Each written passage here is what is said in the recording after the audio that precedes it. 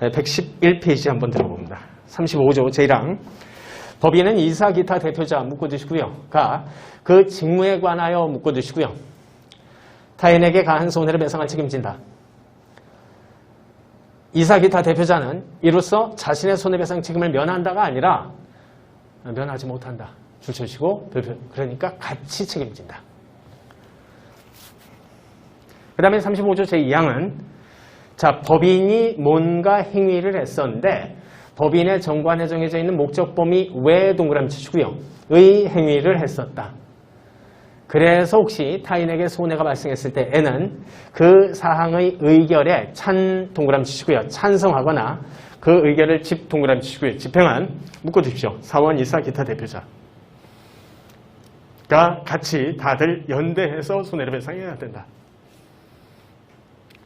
통상적으로 우리는 제2항은 반드시 좀 암기해 두시고 그 다음에 35조 제1항이라고 하는 바로 이것이 법인의 불법행위칙과 관련된 이야기입니다. 1항이요. 자, 그래서 첫 번째 요건, 대표기관의 행위여야 된다. 별표 무한대 처리해 주시고요. 여기에 나와 있는 논의는 이미 설명 다 했습니다. 아셨죠? 그러니까 여러분들께서 일단 확인 정도만 해주시면 돼요. 자, 그 다음에 112페이지로 가시고요. 중간에 양보를 이번에 직무 관련성이 있어야 된다. 즉, 직무에 관한 행위일 것, 원칙적으로 직무에 관한 것인지 아닌지 여부는 주십시오. 외형 이론을 기준으로 판단한다. 자, 그리고 판례박스가 나오는데 이때 판례박스 첫 번째 판례에다가는 별표 무한대 처리해 주시되 나중에 배우시게 될 겁니다. 아셨죠? 뒷부분에서.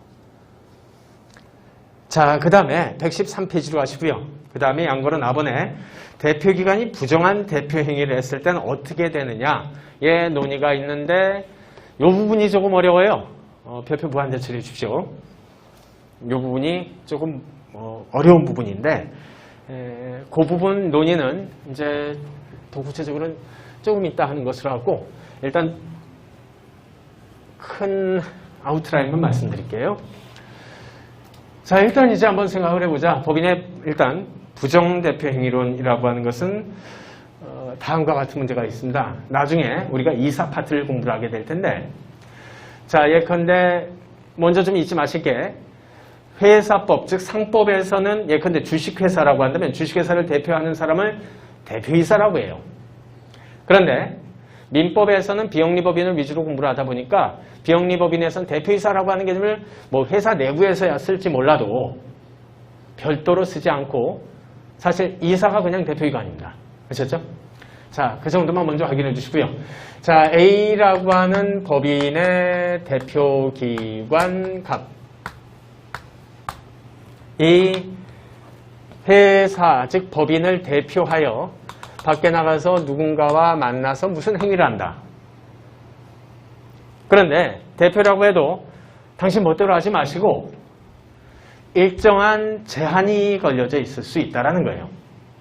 그래서 이 법인 내부에 뭐 경우에 따라서 사단법인이라고 한다면 사원총회 계를 거치라라든가 아니면 이사들끼리 모두 모여가지고 뭘 어떻게 하시라라고 하는 소위 이사회와 관련된 것도 우리 민법에는 없습니다. 하지만 이사회라고 하는 것을 본인들 스스로 만든 다음에 거기서 뭐 결의를 통과하시고 하시라. 와 같이 제한을 거는 경우가 있는데 그런 거 하지 않고 대표기관 갑이 자신이 대표라고 하는 입장에서 마음대로 해버린 경우를 부정대표행위론이라고 얘기를 해요. 아셨죠? 그런데 이 부정대표행위론 부분은 지금 배울 게 아닙니다. 아셨죠? 뒷부분에 이사 파트 공부를 할 때 그때 본격적으로 배우게 돼요. 지금은 넘어가십시오. 자, 그 다음에 114페이지로 가시고 자, 원칙적으로 직무 관련인지 아닌지 여부는 외형을 기준으로 객관적으로 판단한다라고 얘기를 했었지만 양과로 답원입니다. 상대방 당사자가 직무에 관한 행위에 해당되지 않음을 알중 동그라미 치시고요. 이미 알았거나 혹은 중과 실로 몰랐다. 그렇다면 그때는 상대방도 할 말 없는 것이고요. 그게 아닐 것. 그때 불법행위 청구를 할 수가 있는 것이다. 라고 얘기를 합니다. 자, 그 정도 확인해 두시고 그 다음에 115페이지입니다. 그리고 대표기관 자체도 불법행위에 기한 손해배상 채무자여야 돼요. 아셨죠? 체크해 두시고요. 자, 그 다음에 116페이지로 갑니다.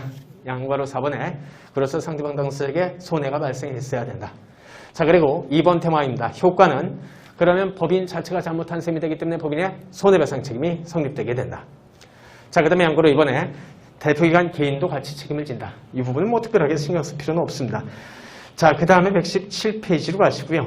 그 다음에 판례될 싸움인데 지금은 여러분들께서 쭉 한번 확인만 해두시되 이 판례 박스 내에 있는 두 번째 판례 노조 간부들의 불법 파업 주도 사건이 있죠? 시험 문제 굉장히 많이 나왔으니까 잊지 마십시오. 자, 거기까지가 특히 법인의 불법행위 책임 부분이고, 자, 법인의 불법행위 책임 부분 방금 우리가 얘기했었던 것 칠판상으로 거의 모두 다 정리가 된 겁니다. 아셨죠? 이거는 그냥 내년에 한 문제 나와요. 그냥 나옵니다. 매년 나와요. 아셨죠? 자, 다만 여기에 이제 한 가지 여러분들이 참고해야 될 일단 지식 정도가 하나가 필요해요. 자, 아까 우리가 A라고 하는 사람, 즉 A라고 하는 법인의 기관 중에서도 대표기관일 때 대표가 그와 같은 문제를 일으켰을 때 그 상대방 당사 B 내지 C는 A라고 하는 불법 법인에 대해서 네가 잘못했지 라고 하면서 35조 제1항 불법행위에 기한 손해배상 청구권을 행사할 수 있다라고 얘기를 했었어요. 그런데 자, 대표기관 이외에 나머지 다른 기타 이외의 기관이 자, 이와 같은 문제를 야기했었다면 이때 상대방 당사 B 입장에서는 어떤 식으로 사건 처리를 해야 될 것인가? 이와 같이 나쁜 행위를 했었던 예컨대 아까 대표기관 이름이 갑, 그 이외 기관 이름을 을이라고 한번 가정해 봤을 때 이때 B는 당연히 자신에게 그 행위를 했었던 을한테 손해배상 책임을 일반 불법행위에 기한 손해배상 청구권을 행사할 수 있겠죠.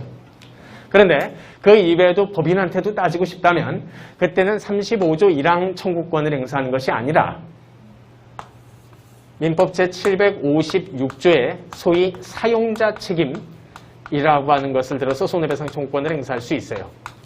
당신이 사장이지 그러니 당신이 책임져. 아셨죠? 당신 직원들 교육 잘못 시켜가지고. 무슨 말씀인지 아시겠죠? 자, 그래서 아까는 기본적으로 대표기관이 했을 땐 대표기관 네가 한 거나 다름없다. 법인이. 두 번째, 대표기관 이외의 다른 기관이 만약에 이와 같은 문제를 발생했을 때 그때는 당신이 사장이니까 사용자로서 책임을 지라 라고 하니까 756조 청구권을 행사하는 거예요. 아셨죠? 그런데 756조 청구권이라고 하는 것은 아까 뭐라고 얘기를 했었죠? 당신이 직원 교육 잘못 시켰으니까 당신이 책임져 라는 책임이죠? 무슨 말씀인지 아시겠죠? 교육 좀 잘 시키지. 그걸 안 해가지고 이런 문제를 야기시키네 라는 책임이에요.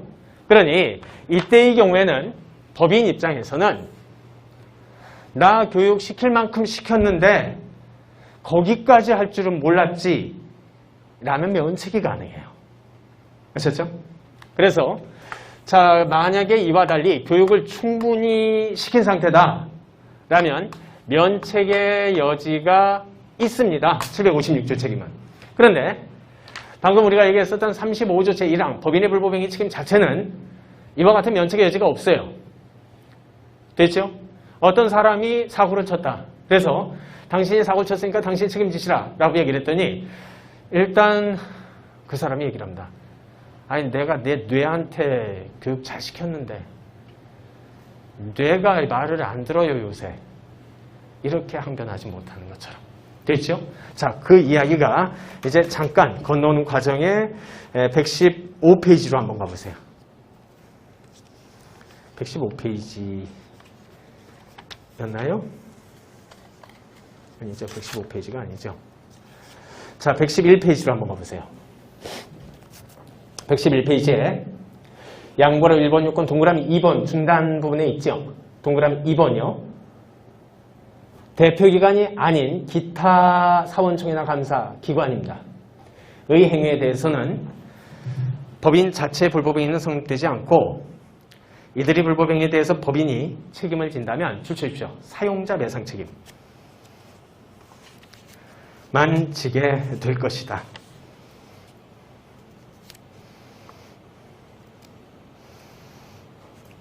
됐죠? 자, 그것 정도만 이제 확인을 해주시고요. 그 다음에 116페이지로 가시고 효과 부분에서 2번 찾으셨죠? 116페이지 2번 효과 양과로 1번입니다. 자, 법인의 불법행위가 성립되면 법인은 피해자에 대해서 손해배상 책임 당연히 지고 법인의 불법행위 책임은 사용자 책임과 달리 줄쳐보십시오. 선임 감독의 주의를 다했음을 이유로 면책되는 일은 없다. 무슨 말씀인지 아시겠죠? 저희가 직원 교육 충분히 했는데 이런 말로 면책이 되는 일은 없다라는 거예요. 됐습니까? 자, 그 점만 좀 주의해 두시면 됩니다. 756조 사용자 책임하고 그 정도만 확인해 두시고요. 자, 그 다음에 어찌되었건 우리는 법인이라고 하는 그 사람이 탄생을 했다. 탄생한 그 사람은 이제 활동을 하게 될 것이다. 활동은 실제 각각의 기관들이 하게 될 것이다. 됐죠? 자, 그래서 이제부터는 페이지 117페이지 하단에 법인의 기관 이야기가 나옵니다. 특히 사단법인의 경우에 있어서의 필수적 기관은 반드시 있어야 되는 기관은 사원들이 반드시 있어야 되기 때문에 사원총회가 반드시 있어야 됩니다. 그리고 이사는 어느 법인이건 모두 반드시 있어야 돼요. 자, 그런데 일단 페이지 118페이지로 가시고요. 감사는 어느 법인이건 있어도 되고 없어도 되는 임의기관입니다. 그렇죠? 간단히 체크해 주시고 이거 틀리시면 일은 없어요. 진짜 없습니다. 자, 그리고 아까 방금 말씀드렸었던 이 사원총회라고 하는 것은 아까도 말씀드렸죠. 사단법인에만 있다고요. 재단법인은 사원총회라고 하는 개념이 있을 수가 없습니다. 라는 것 정도만 간단히 체크해 두시면 됩니다. 그래서 잠시 쉬었다가 이제부터는 이사 파트에서부터 들어갑니다.